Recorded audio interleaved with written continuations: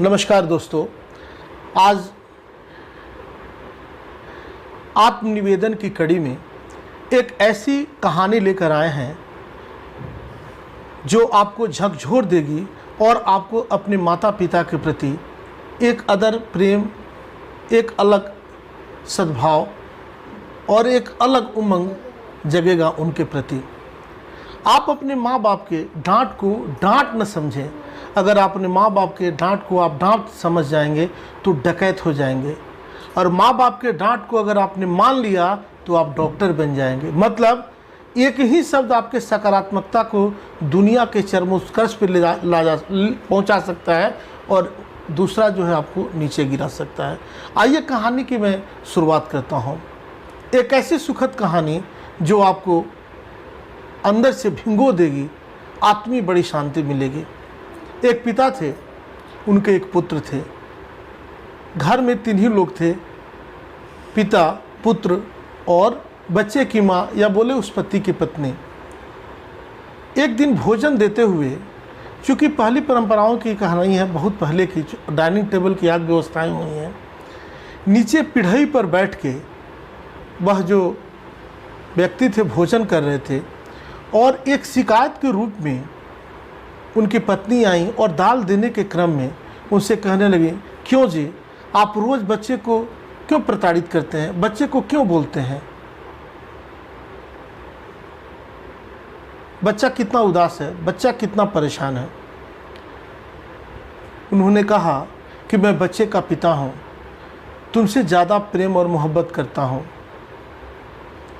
बच्चा जब भी घर से बाहर जाता या जब भी बाहर से घर आता तो पिता उसको बोलते, यह नालायक है, यह कुछ नहीं करेगा, मेरी सारी पैसा डुबा देगा, मेरी सारी उम्मीदों पे ये पानी फेर देगा, मुझे बड़ा भरोसा था, पूर्ण विश्वास था, यह ज़रूर कुछ करेगा।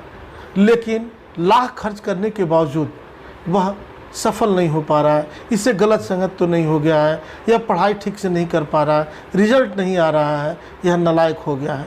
एक दिन बच्चा शहर से गांव आया, एक सुखद समाचार लेकर। उसे नौकरी लग गई और नौकरी का ज्वाइनिंग लेटर लेकर जब आया और पिता को मिष्ठान और उसके साथ समर्पित करते हुए उनके पाँव को स्पर्श किया तो सोचा, पिता पहले से जो नाराज़ चल रहे थे, यह मेरा नौकरी का बात सुनकर, ज्वाइनिंग लेटर देखकर वह प्रसन्न होंगे और मिष्ठान स्वयं खाएंगे और लोगों को खिलाएंगे। जैसे पिताजी ने देखा, उन्होंने प्रतिकार किया, नाराज़गी व्यक्त की और कहा, मुझे उम्मीद नहीं थी कि तुम यह लेकर मेरे पास आओगे, मुझे तो कुछ और उम्मीद थी, तुम कुछ और करोगे, लेकिन तुम इसी से संतुष्ट हो गए। मैं तुम्हारी मिठाई नहीं खाऊंगा, या मिठाई उन लोगों को खिलाओ जिनके साथ तुम बैठ के टाइम पास करते हो, कुछ कर नहीं पाते हो। बच्चा जो उमंग और बेहतरी की उम्मीद सोच के पिता के पास आया था, उससे बिल्कुल लगा कि वह आकाश से नीचे गिर गया और उसे कुछ सूझने नहीं लगा। कुछ देर तक आंखें बंद हो गईं। लड़का उस दिन घर पे रहने लगा। इधर कहानी की शुरुआत जहाँ से हो रही थी कि चूँकि वह दाल देते हुए अपने पति से कहती है कि बच्चे को क्यों आप परेशान करते हैं, बच्चे को हमेशा भला बुरा क्यों कहते हैं, आप तो ऐसा व्यवहार करते हैं जैसे लगता है कि वह मेरा बेटा ही नहीं है, आप ऐसा व्यवहार क्यों करते हैं। उन्होंने बड़े ही शांत चित्त और गंभीर शब्दों में जवाब दिया, क्या यह तुम्हारा ही बेटा है? जातक का मान ले सौरभ नाम था। तो उन्होंने कहा कि सौरभ तुम्हारा ही बेटा है, सौरभ मेरा भी बेटा है। खून का एक एक कतरा मैं जलाकर प्रतिदिन कमाता हूँ और शहर में सौरभ को रखता हूँ, पढ़ाता हूँ, और तुम बोल रही हो कि सौरभ के प्रति मेरा प्रेम नहीं है। तुमने तो एक बार जन्म दिया है, मैं तो प्रतिदिन प्रति क्षण उसके बारे में सोचकर मैं परेशान रहता हूँ कि मेरे नहीं रहने के बाद सौरभ का जीवन कैसा होगा। मैं चाहता हूँ कि सौरभ देश दुनिया में एक सूर्य के समान दीप्यमान बने और लोगों को अपनी सफलता से की उन्नति से लोगों को सींचे, लोगों को लाभ दे। एक छोटी नौकरी, एक छोटे कस्बे में रहकर और लोगों को क्या कर पाएगा। मेरी बड़ी उत्कंठा थी कि वो बड़ा हो